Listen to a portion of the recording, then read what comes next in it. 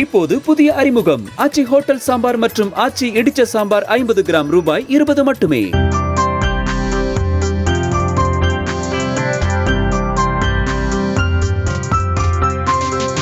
திருமண விழாக்கள், கோவில் திருவிழாக்களில் விதவிதமாக பேனர்கள் வைப்பது தற்போது ட்ரெண்டாக மாறி வருகிறது. இந்நிலையில் திண்டுக்கல் மாவட்டம் பொம்மனப்பட்டி கிராமத்தில் சமீபத்தில் வைகாசி கோவில் திருவிழா நடைபெற்றது. இந்த கோவில் திருவிழாவில் வைக்கப்பட்டுள்ள பேனர் அனைவரின் கவனத்தையும் ஈர்த்துள்ளது.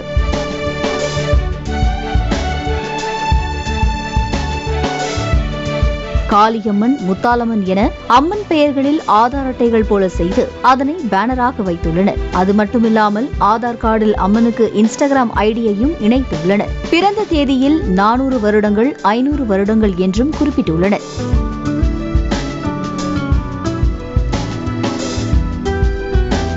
கீழே ஆதாரம் என்ற தலைப்பில் எங்க ஊரு எங்கள் ராஜ்யம் என்றும் வைத்துள்ளனர்.